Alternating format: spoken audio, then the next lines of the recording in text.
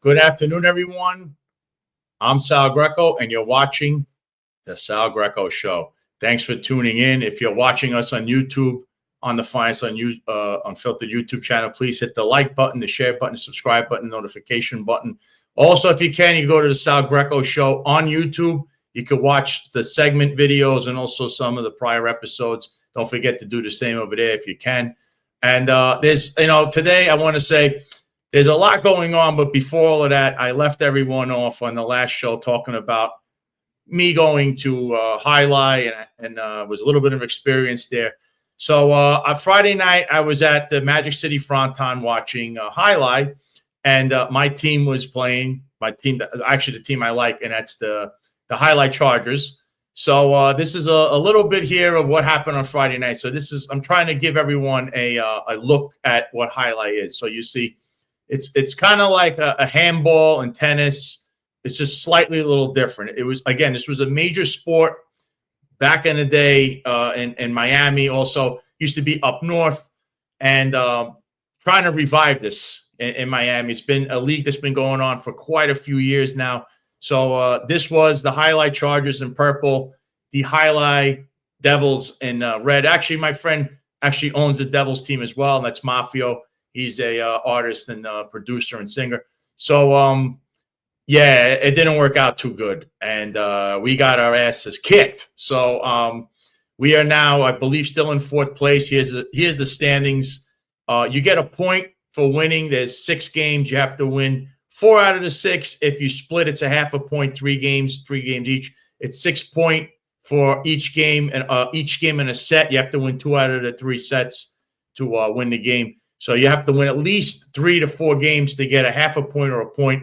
So we'll still continue. You could watch the World Highlight League on YouTube. You could also watch it on ESPN3 today at 5 p.m. Actually, there's a rematch, the Devils and the Chargers. Hopefully we'll do a little better. But it's a great time. If you live in Miami, if you can, you should pop in the Magic City Fronton or watch it. It's a quite exciting sport, to say the least.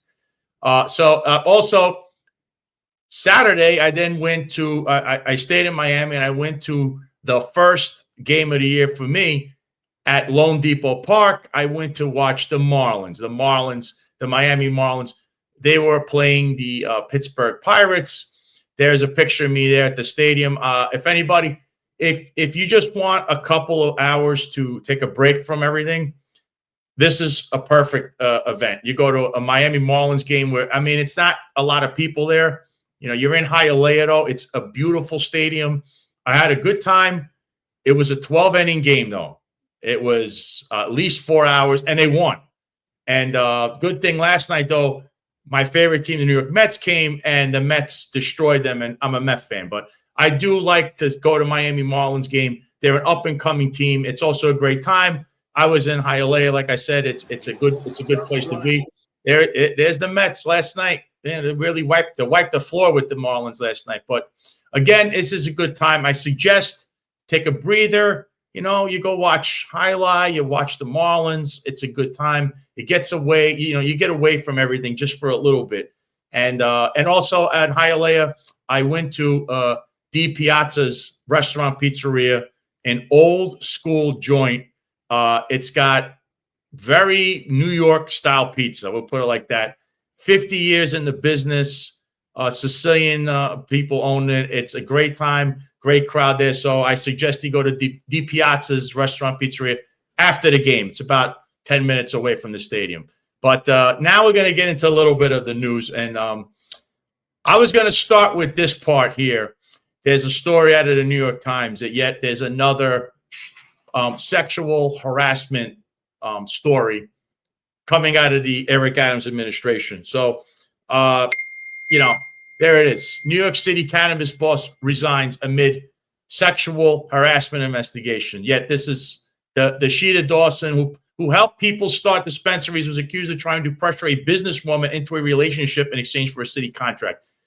Here we are yet again in the Eric Adams administration. It seems to have an issue, okay, whether it's the police department, the fire department. It's just widespread in this administration that sexual harassment goes on. And now it doesn't matter.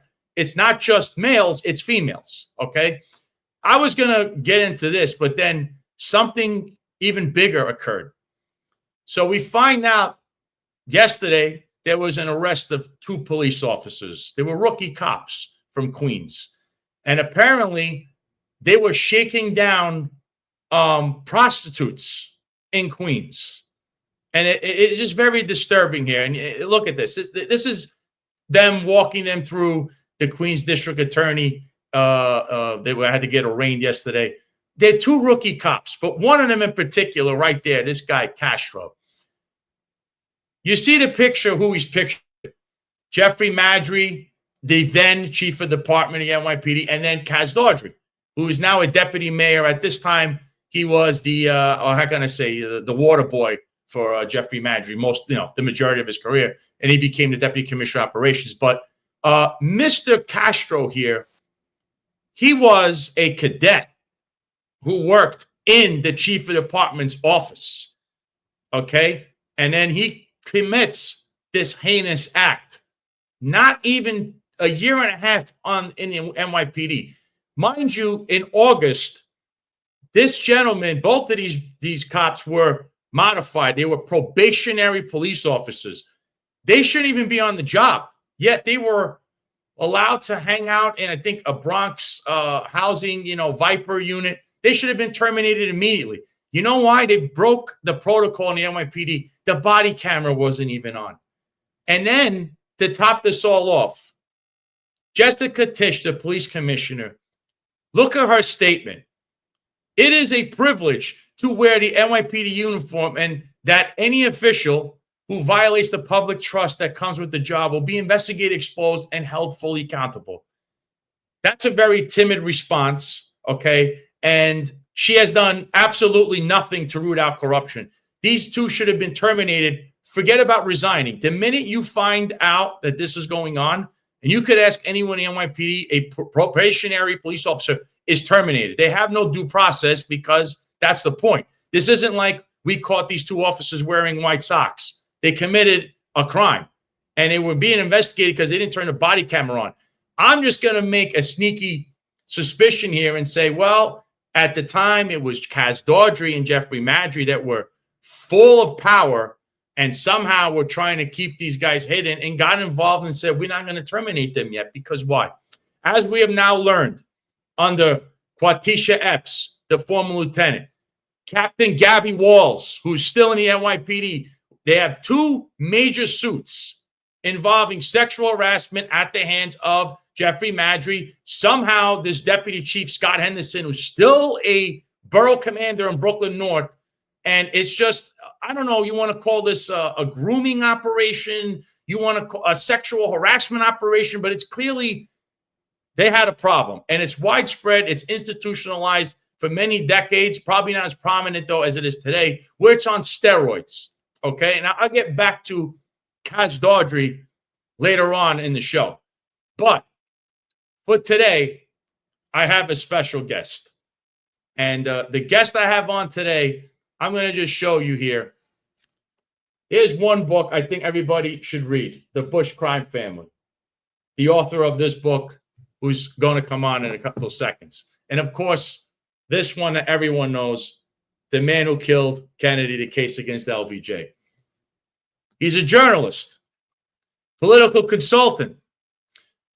He's taken part in the last 5 campaigns of the last 5 Republican presidents that were elected from the Republican Party.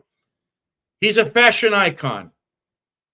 He's the host of the Roger Stone Show, 8 o'clock at night on WABC Radio, and on Sundays, 3 to 5. And pardon me, I know he's a little bit under the weather, but he's here, and it's a great honor to have him at the one and only, the Roger Stone. Roger, thank you for coming on today. Sal, it's great to be with you. You're right. I'm fighting a touch of laryngitis, but there's so much in the news, particularly regarding the Kennedy assassination, those hearings opening today in Washington. I really want to take the opportunity to be with you and to lay out how much we are missing and why I believe that deep state operatives are really trying to thwart President Trump's full disclosure order. There's so much missing in terms of what has been produced.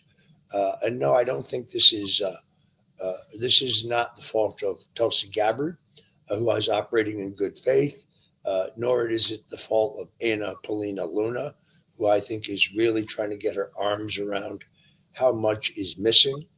But so much of what we have seen is designed to bolster the false narrative that Lee Harvey Oswald, a lone nut, a Russian communist acting alone, shot John F. Kennedy 3 times, all from behind. It's not true. There's an enormous amount of evidence that proves it's not true.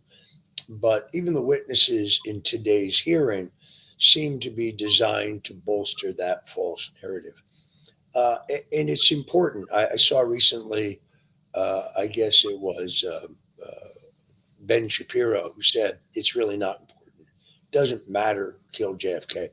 I think it does matter, not because those people should be held accountable. They're not even with us anymore. It's important because our government has been lying to us, and it has lied to us consistently.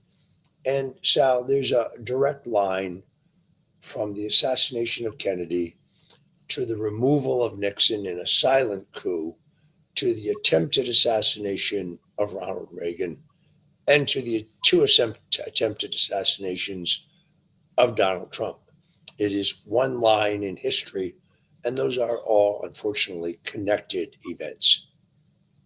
I see. And, there's a lot. I've seen a lot that's been online, especially with the document dump that clearly, that, like you said, there's things missing. I think there's one thing in particular that came out. You saw a picture, and I don't know if it's real or not, but it looks like Lee Harvey Oswald is standing either with the people or on the grassy knoll somewhere, but he's standing there as the limousine passed by, which would then kill the entire theory that Lee Harvey Oswald is the lone shooter. And I got to tell you this, Roger. I was personally at Dealey Plaza. I went with my actually at the time coworkers. We were all police officers, and I'm telling you from the window, because you could see the window next to it, and judging by the gun that he had, I don't know how you limit. Was it 9 seconds? That there was only a couple of shots. It's not even possible to do it. I think it was even longer, I believe. There is some indication that, and there are multiple films and photographers, both still and video, that Lee Harvey Oswald is actually seen standing in the doorway of the Texas School Book Depository building when JFK's limousine goes by.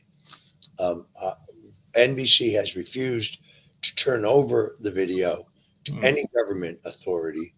So it is inconclusive to say whether that is accurate, but there's a high probability that it is accurate. There's a couple other problems. Lee Harvey Oswald, they tell us, shot a leaky World War II vintage $26 Italian Army carbine. Why does he, when a paraffin test is conducted by the Dallas Police Department, he has no nitrates, no powder burns on his cheeks, his chest, his arms, his hands? Proof that he did not shoot a weapon that day.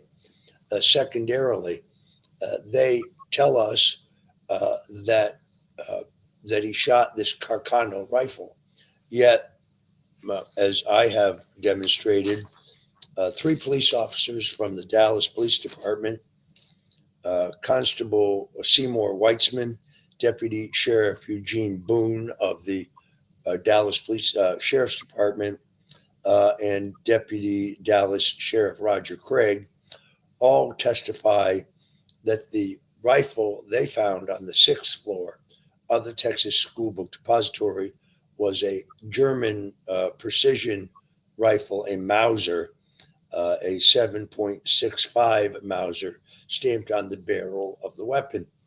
There's actually a photograph of one of those officers holding the gun above their head. What happened to that gun? Where is that gun? That is the gun that was used to shoot from the 6th floor of the Texas School Book Depository building. Now, one of those officers recanted under pressure. The other 2 officers were murdered. That's a fact. Now you have the other question. They want us to believe that Oswald, who even the KGB reported in these documents, was a very poor shot. There's the Mauser. That is not a Carcano.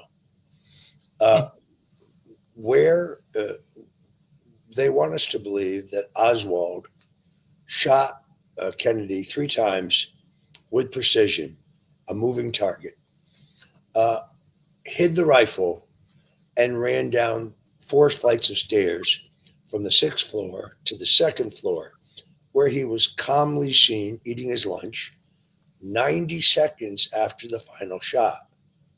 Not possible. A woman, Victoria Adams, was an employee in the Texas School Book Depository building. She reports that she was on the staircase that day, that she watched the motorcade go by from the 4th floor window, and then she herself went between floors 4 and 2 in the exact minute after the final shot.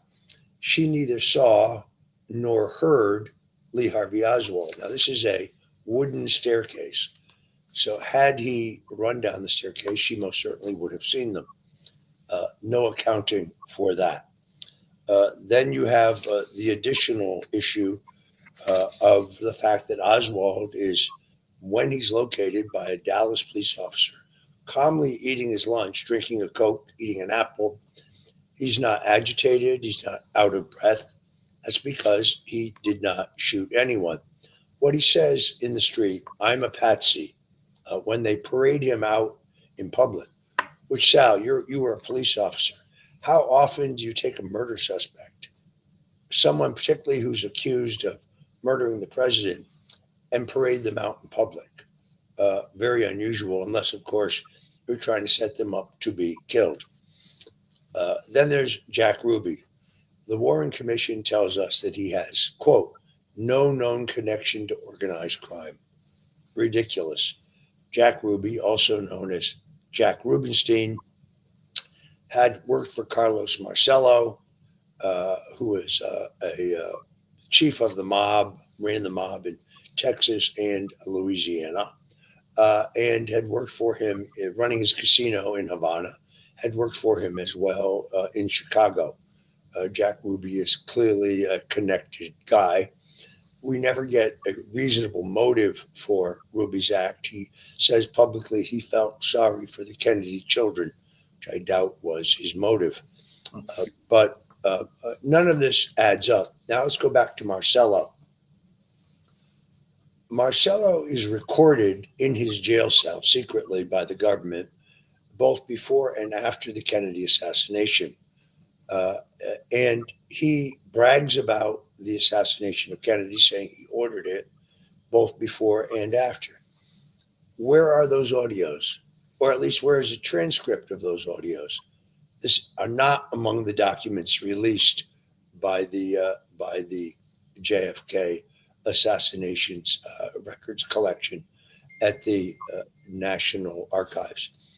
That is the real big problem here, which is to say that the material that has been released is incomplete at a minimum.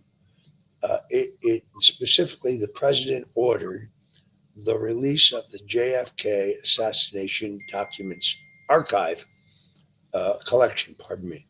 But there are additional documents at the National Security Agency, the National Security Council, the FBI, the Secret Service, U.S. Army Intelligence Review. There are documents that we know, and audios and videos that we know were reviewed by the Assassination Records Review Board back in the 90s. Those are not included in the materials that have been made public. So I think the cover-up here continues. And I stick to my theory, which I will go through yet again. The shooter from the 6th floor of the Texas School Book Depository was Malcolm Mac Wallace. How do we know this?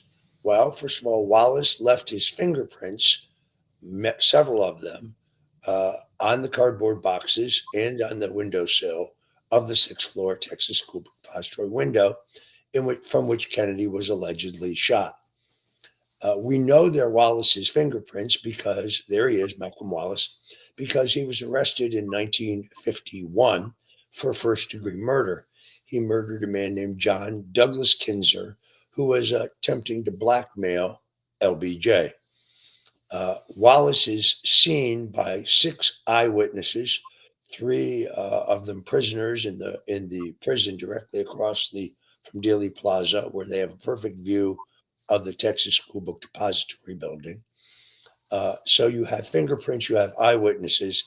You also have the book by Loy Factor.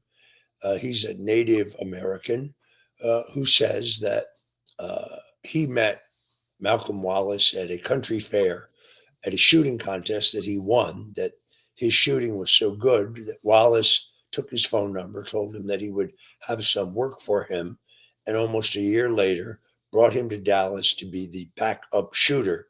He was on the 6th floor. Why do we believe him? Because he describes the layout of the room perfectly, including the existence of a flat saw to the right of the window from which Kennedy was shot. How could he know that if he was not indeed present? He was present. And then recently, as I'm sure you know, Shane Stevens, a gentleman that I know, who is the grandson of Billy Sal Estes. Billy Sal Estes was a flamboyant Texas wheeler dealer businessman who was a crony of Lyndon Johnson's, went to prison, took the fall for Johnson. And there's actually an audio that was released recently by Shane Stevens, his grandson, which is a conversation between Cliff Carter, the executive director of the Democrat National Committee under LBJ, and Billy Sal Estes, in which Carter confirms that LBJ hired Malcolm Mac Wallace to shoot from the 6th floor of the Texas School Book Depository building and kill Lyndon Johnson. Needless to say, this audio, which is 100% real, has gotten very little mainstream media coverage. So I still believe Wallace is at least one of the shooters. Now, the other big missing piece of evidence here, not released in these recent releases from the National Archives, is the Nix film. Orville Nix was an air conditioning repairman. He was down on Dealey Plaza to watch the motorcade. He was filming with an 8mm camera, but unlike Abraham Zapruder, whose film is much more famous, his camera had a zoom lens, meaning he had a much closer look at the president at the exact time that he was shot. Nix's film was seized by the government, and it was reviewed by the Assassination Records Review Board, but it was not among those things released recently by the National Archives. The significance of Nix's film is that I think it would show that Kennedy was shot from both the front and the back, meaning multiple shooters, meaning a conspiracy. Now, Sal, as you know, Paramount Plus very recently released a documentary, and that documentary was an interview with the doctors who attended JFK at Parkland Hospital.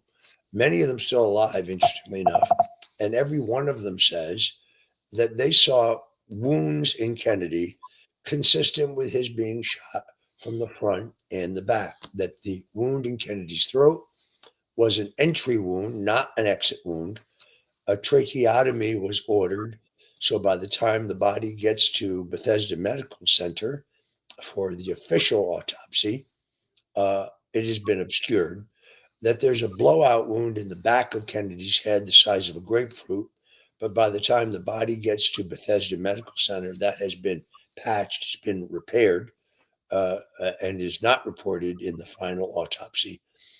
Between the Nix film and the testimony of the Paramount in the Paramount documentary from the Parkland doctors, I think it becomes clear that there was a conspiracy that involved Lyndon Baines Johnson and his shooter, Mac Wallace, the Central Intelligence Agency. They have a shooter. The mob, I think they also have a shooter. The bottom line here remains the same, is that the truth continues to be concealed from the American people. It's a shame. I see it exactly the same way. I think there's things missing that they haven't revealed yet. But I think I do have that audio. I try to get the audio clip you're talking about, that they were talking with Lyndon B. Johnson at with the person from the DNC. I thought I had it pulled up here, but that audio does exist, and it's I don't know if people heard that before, but it's a little troubling that had occurred. But I just posted it last night on my X profile. You can go to Roger J. Stone Jr. And I posted it only last night. It is a conversation between Cliff Carter, the executive director of the Democrat National Committee, and the chief political operative for LBJ, and his crony Billy Sal Estes, and it confirms everything I've just said, that Johnson hired Wallace. There it is. There it is. I don't know if you play. I want. How's life treating you today? Well, Saul, it's been a pretty touch and go situation. Linda and I have had quite a few unpleasant words here lately over the deal that he hired Mike Wallace to assassinate the president. It's been hectic in every way, but we've lived through it this far. I guess we'll continue to do so. Lyndon should have never issued that order to Mike. But we've had our differences, and I'm a true blue to Lyndon, as I've always been, and tried to carry out every order that he's ever given me. But this is one I'll probably never be able to forget. And the times that we've had in Texas, and the embarrassment that Lyndon had gotten from Kennedy, I guess there wasn't anything else to do but what he did. Well, Lyndon could have really hit me if he would. Well, Lyndon's the kind of person that doesn't want to help anyone. He's all for Lyndon, and that's the way he's pretty much always been. Well, they had me backed up on that Henry Marshall killing, and they just kind of blackmailed me to keep my mouth shut. And if I hadn't had a bunch of tapes that I played after he got killed, because 17 got killed in this situation very mysteriously. And I've done a lot of time, and I've lost a lot of money, and hurt my family a whole lot. And it's really got me disgusted.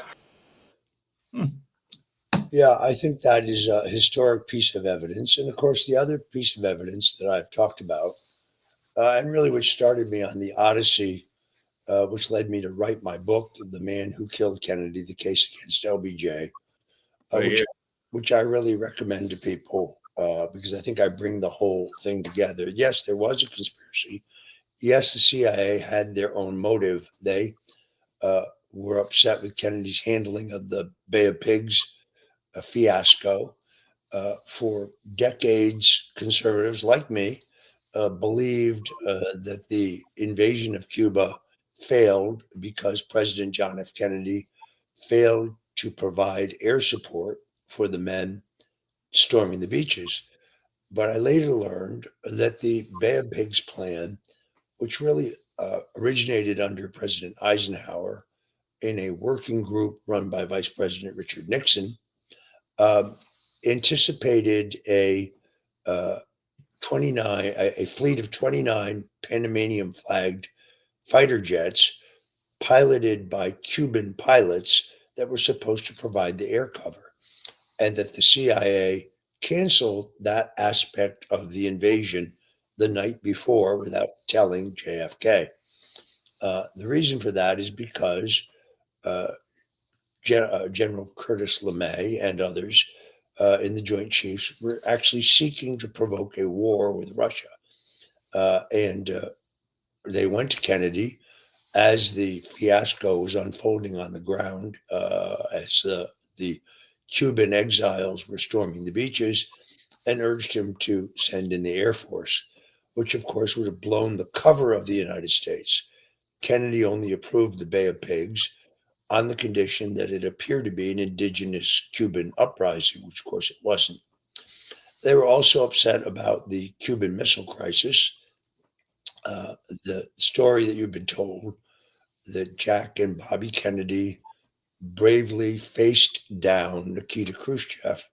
Well, it's not true. The military knew in real time. We did not learn until 50 years later, when documents were declassified, that the Kennedys made a secret deal with Khrushchev to remove our missiles from Turkey and Italy in return, our NATO missiles, in return for an agreement to remove the missiles from Cuba, although that agreement never had any real-time inspection. So that is the motive of the CIA.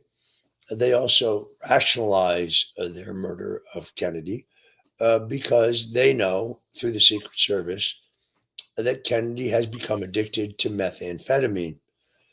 John Kennedy was among those being attended by Dr. Max Jacobson, also known as Dr. Feelgood, who was shooting up all of the beautiful people of the day: Frank Sinatra, Marilyn Monroe, Leonard Bernstein, Maria Calais, Aristotle Onassis,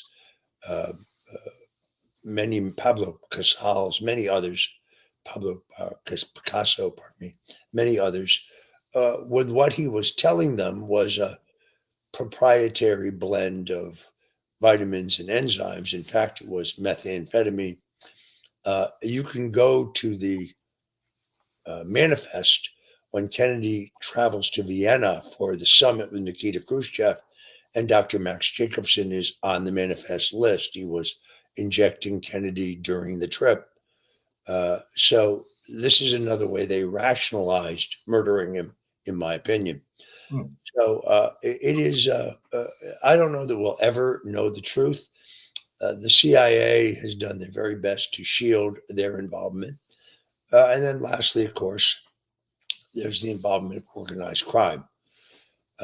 Ambassador Joseph Kennedy, John Kennedy's father, had made a deal with the mob in 1959. He got $1 million from Sam Giancana, head of the mob in Chicago, and the agreement that the mob would twist arms for Kennedy in Chicago and in Texas in a very, very close election. And in return, that the Kennedy Justice Department would lay off the attempts to deport Carlos Marcello, who we spoke about earlier, the gangster who ran the mob in Texas and in Louisiana, and Santo Traficante, who ran the mob in Florida. Instead, once elected, Robert Kennedy, the Attorney General, actually steps up his efforts to deport both of them, double-crossing the mob and providing the motive for their involvement in the killing. So Big Texas Oil is the other component of this that we know of. They're furious with Kennedy because he wants to repeal the oil depletion allowance, which would mean hundreds of millions of dollars more in taxes for the Texas oil billionaires. So that, I think, is the true story of John Kennedy. We know I was motivated to write this book because of a conversation, as you know, Sal, that I had with former President Richard Nixon in in his post-presidential years, during the time that we were in Saddle River, and we'd had a couple cocktails, and Nixon became, I don't know, very loquacious, more talkative after he had a couple drinks. And I asked him point blank, who really killed Kennedy? And he looked in his glass for a long time, and he looked up at me and said, well, let me say this. The Warren Commission was the biggest goddamn hoax in history. And I said, I'm sorry, sir. What do you mean? And he said, well, let me put it to you this way. Lyndon and I both wanted to be president, but I wasn't willing to kill for it. That is what motivated me to write The Man Who Killed Kennedy, The Case Against LBJ. To get your copy, by the way, you can go to themanwhokilledkennedy.com. Themanwhokilledkennedy.com. Pardon me. If you choose to buy it elsewhere, always get the paperback version. It has 3 additional chapters rather than the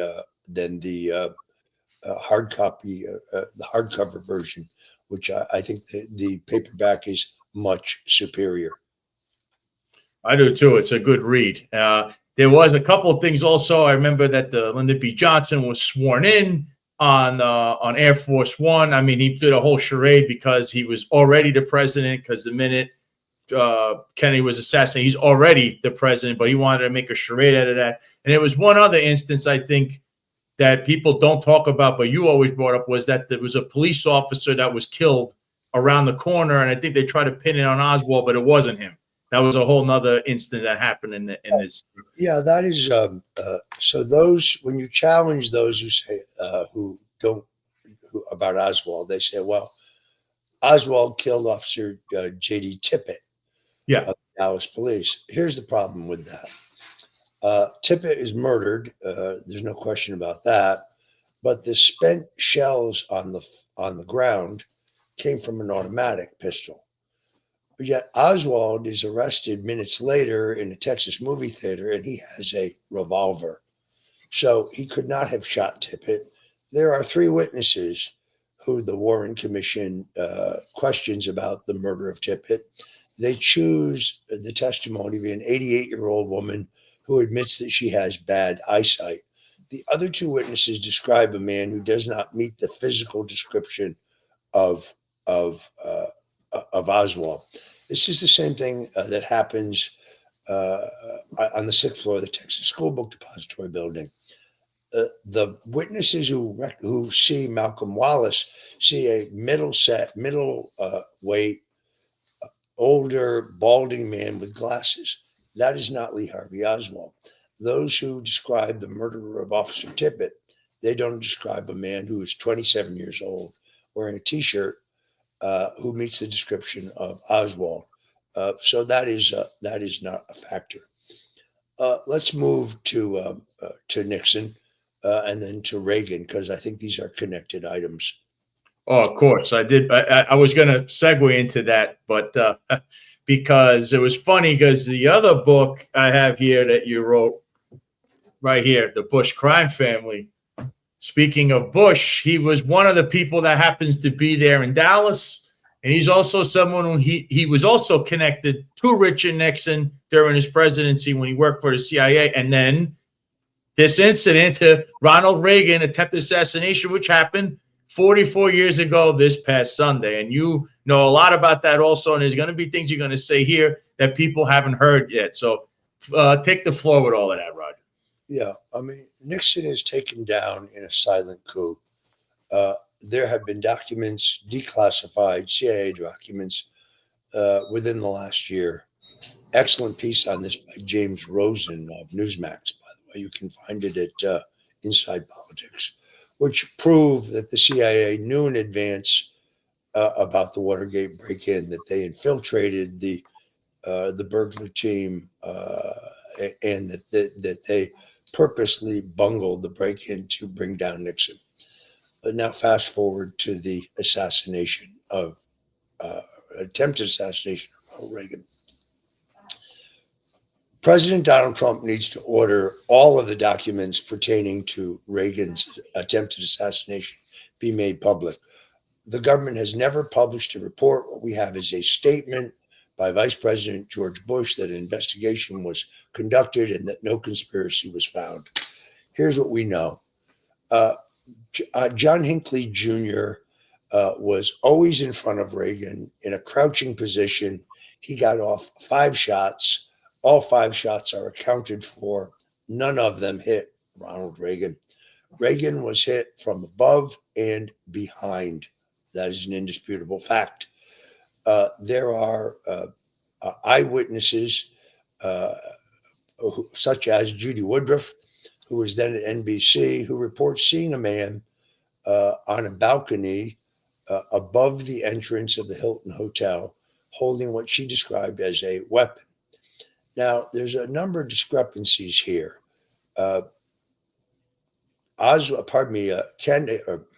Reagan and his press secretary, James Brady, both who were hit that day, Brady shot in the head, both leave for George Washington Hospital at the same time, but Brady arrives 15 minutes before Reagan. Where is Reagan? Reagan is missing for 15 minutes. I have interviewed a Secret Service agent, now retired, who says there was an argument among the Secret Service about whether to take Reagan to George Washington University Hospital or to Bethesda Medical Center, which is further away. Initially, they did not think Reagan had been hit. It's only when he started in the limousine to spit up blood, they realized that he has a puncture wound in his chest. They take him to George Washington Hospital. They immediately x-ray him, but the x-ray does not reveal a bullet. They're about to sew him back up when one of the doctors, who I've interviewed, decides to conduct a manual examination, puts on a rubber glove. They open the wound further. He feels around and he removes what is called a flechette. This is a projectile about the size of a dime, shaped like a dime, that is shot from a gun that was specifically, or I should say shot from a weapon that is specifically designed by the CIA for the purposes of assassination. If you followed the church hearings in the 70s, you can actually see a picture of Senator Barry Goldwater, Senator Church, and Senator John Tower holding this gun up in a Senate hearing.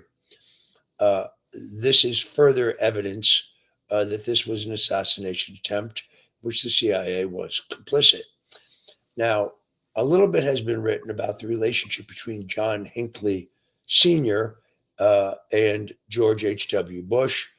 It is claimed that they were family friends, but they said at the time that Hinckley Sr. was not a contributor to George Bush's 1980 presidential campaign. He was, however, a heavy donor to Bush's 1964 and 1970 U.S. Senate races in Texas, both of which he lost. He was also, however, his oil company, Vanderbilt Energy, was bailed out by George H.W. Bush's company, Zapata Oil, which was, I'm pretty certain, a CIA front, perhaps the only Texas oil company in the 60s who didn't make any money. Beyond that, and this is where it gets really strange, Hinckley Sr. had a very lucrative contract with the Defense Department for what are described as refugee camps in several locations around the world, including a camp in Laos. And my upcoming book will show that John Hinckley Jr. And Mark David Chapman, the man who killed John Lennon, were both at this camp at the same time prior to both the shootings of Reagan and Lennon, leading me to believe that these camps were really training camps, most likely involved in MK Ultra, which is a mind control program that was used by the CIA. When MK Ultra was first uncovered by the media, CIA Director Richard Helms ordered all records pertaining to MK Ultra be destroyed. So we really are still piecing together a lot about this. But I believe that After Reagan's assassination attempt, Reagan reluctantly turns over the reins of the intelligence agencies and much of his foreign policy to Vice President Bush. This is why we have the drug smuggling operation in Mena, Arkansas, after the Congress cuts off funding for the Nicaraguan rebels, the freedom fighters. CIA Director Bill Casey and Vice President George Bush come up with this ingenious scheme to finance the efforts by interdicting drugs, taking them from drug dealers, drug smugglers, flying them into the United States and selling them here, converting it to cash that is then sent to buy weapons illegally for the Nicaraguan freedom fighters. Oliver North, deeply involved in this operation, as you know. Now, so these documents from the Ronald Reagan attempted assassination, there was a commission. Is there a way that President Trump could maybe have this released the same way he's trying to release the JFK files? I think this President Reagan, which at the time I wasn't born yet, but my parents described it to me as a America holding a collective breath moment when this happened. Is there any way for him to release this, or how can we get his attention? Yes. Once I have my voice fully back, I intend to call on the president to do the same thing he's done in the case of JFK. Now, Congressman Tim Burchett, someone I like very much, in a bipartisan letter, has called on the president to broaden his disclosure order for the JFK documents. I think President Trump should at this point issue a new order to release everything that pertains to the attempted assassination of Reagan. My book, I think, which will come out before the end of the year, certainly in time for Christmas, I think will give great impetus to the public's need to know more about the attempted assassination of Reagan and the involvement of George H.W. Bush. Yeah, I agree. Before I let you go, because I know you're a busy man, there's three questions I want to ask you. One, obviously, Jeffrey Epstein, who most definitely is dead. What is your thoughts on these Epstein files, or if there is anything there? And then the next question after that would be the P. Diddy case, which I think is more important. This guy is, though, somehow P. Diddy is being charged in a conspiracy case. There are no co-conspirators yet. It's a RICO case. I don't know how that works. I don't know if you could chime in on any of that. Well, first of all, I don't think that there is any Epstein list, so to speak. I am among the first journalists in the country to expose Jeffrey Epstein. If you go to my book, The Clintons' War on Women, the longest chapter in the book pertains to Jeffrey Epstein. I publish his little black book. I publish the FAA manifest of who was on the Lolita Express. I give full credit to the investigative journalist Nick Bryant, who first uncovered these and published them in Gawker. What does interest me is the fact that hard drives and DVDs were obtained by and seized by the FBI from the safes in Jeffrey Epstein's 4 residences. The one in New York, which is the largest single residence in Manhattan, his place in Palm Beach, his ranch in Arizona, and of course his island. Where are those records? Where are those DVDs? Where are those hard drives? I can see why the government would not release them, because they are most likely pornographic, and also because they would expose the victims. But they could tell us who's in them and who was paying Jeffrey Epstein for the favors of underage boys and girls. Secondarily, it is interesting that the same prosecutor who covered up the details regarding Epstein's death, and I do believe he's dead, is the same prosecutor who handled the Ghislaine Maxwell case. Again, someone charged with conspiracy, but no other conspirators named in the indictment, as well as the P. Diddy case. You can tell me the name of the prosecutor. With P. Diddy, I believe it could. I don't know the name of the. I know the head of the U.S. Attorney's office at that time. I think Damian Williams had both cases at one point. Ghislaine Maxwell. I think he has all three cases in the sense that he was the U.S. Attorney at the time. I believe he was the U.S. Attorney at the time of Epstein's murder. If not, he's certainly involved in the other two cases. What we have here is one massive cover-up, and I suspect it's because Ghislaine Maxwell's co-conspirators and Diddy's co-conspirators are liberal elites. They're Democrat, mostly elites, and they are being covered for.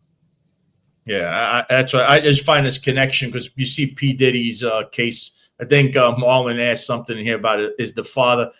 Was Diddy's father, Melvin Combs, connected to the CIA's drug smuggling via Harlem drug dealers like Frank Lucas? I don't know if you know anything about that. I do not. It's an excellent question that I will look into, however. All right. One final thing I know you've seen on the show. I've had Sam Antar, whitecollarfraud.com, and Joel Gilbert.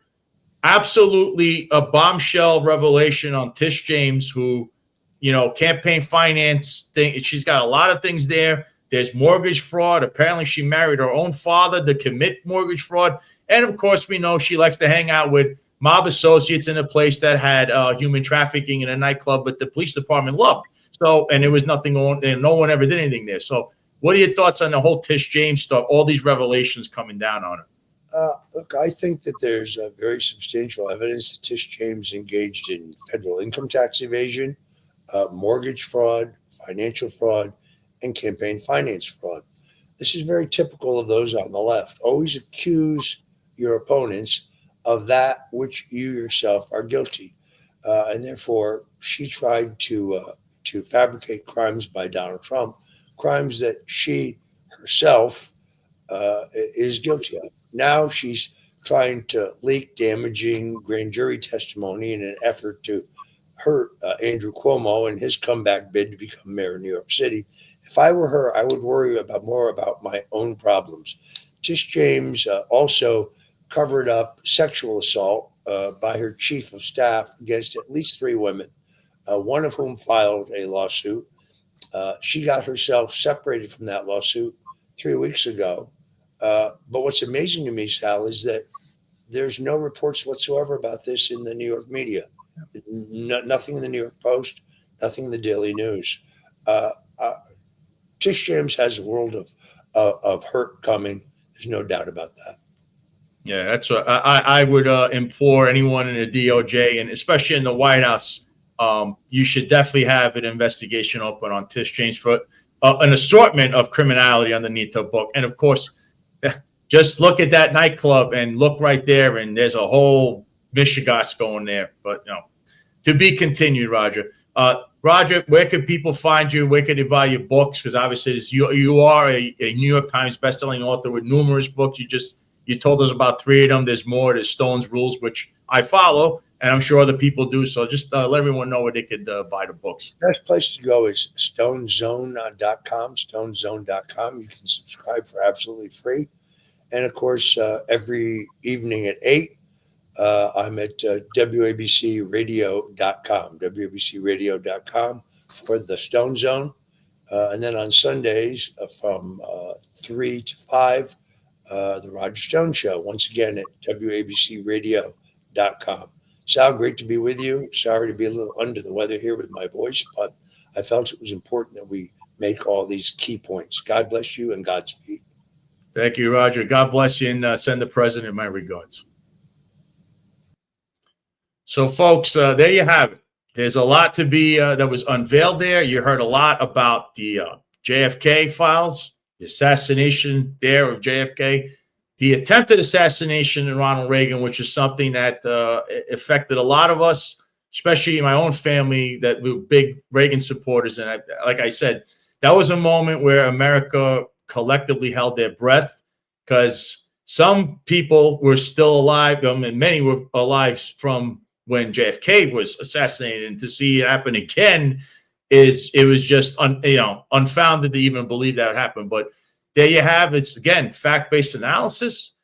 Roger will have a book out about this, and I've known about this for a while, that he's been writing about the Ronald Reagan attempted assassination. And I believe the unveiling of Jeffrey Epstein in the book that he wrote about the Clintons, that's what led to the whole incident that happened with him. As you know, there was 29 FBI agents knocking on his door.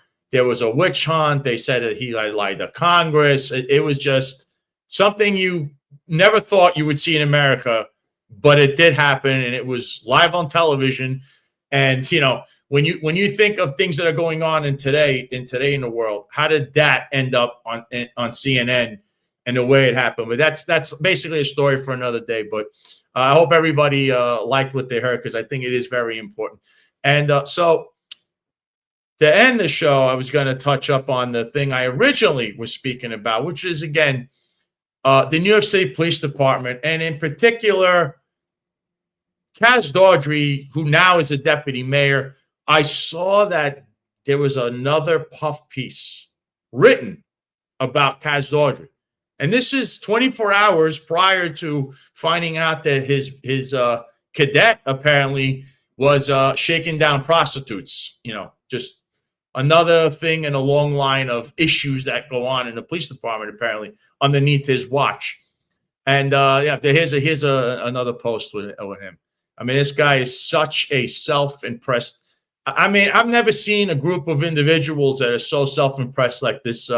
We'll call it, we have the Con Sofrito crew, we have the Crumbs crew, and then collectively they're known as the Dream Team. So this team of people, this collection of people, have issues where they're so self-impressed and they cannot stop being in front of a camera, whatever it takes. But there you saw a little bit of it. There was a puff piece, and I had posted this on my X and the article itself.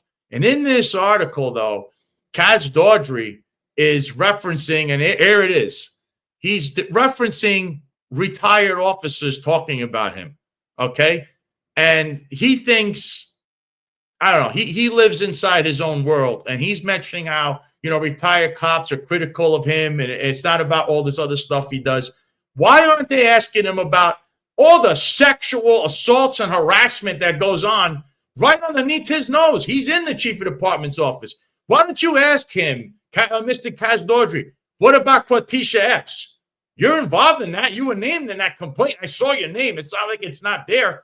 Huh? How about those CCRBs that you got? You should have been terminated for. You lied and perjured yourself. You're on the naughty list, right?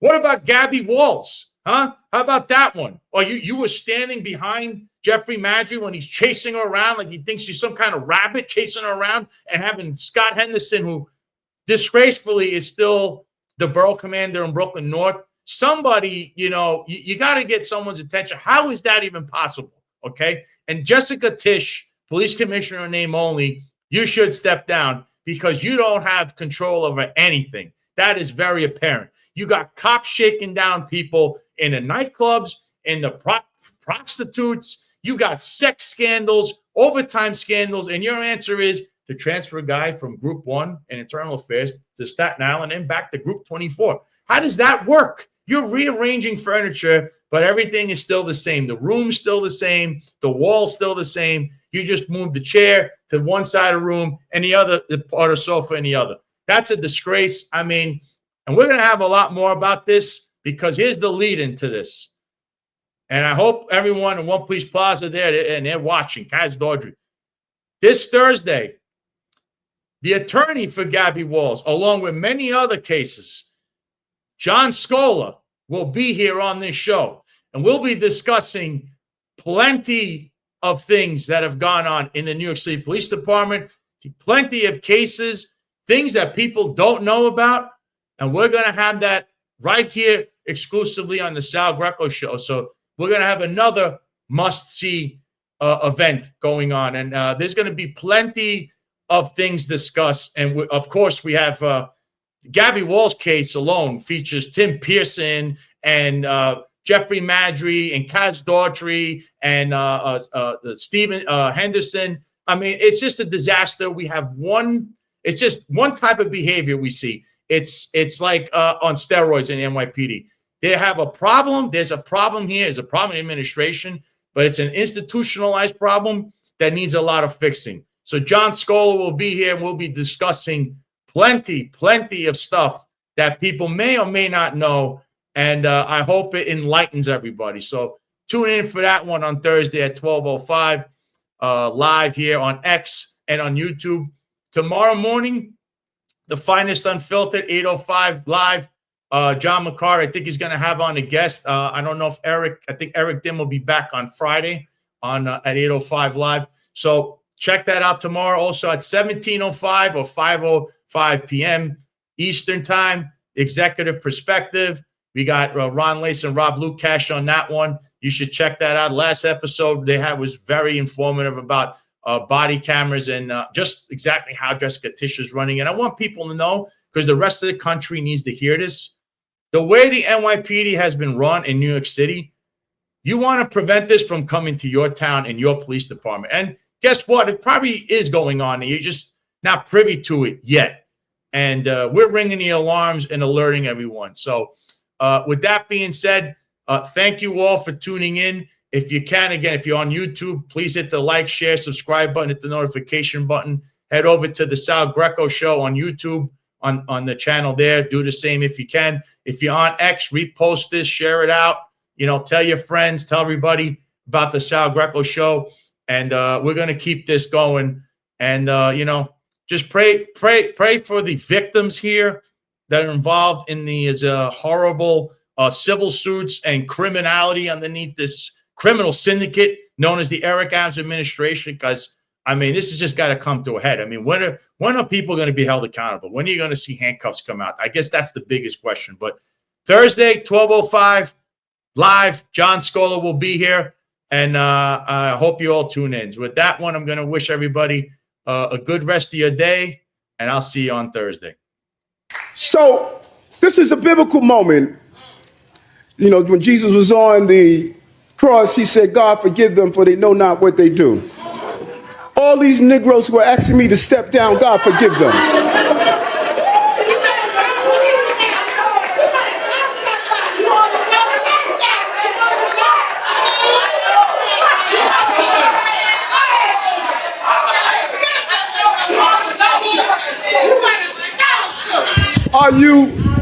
Are you stupid?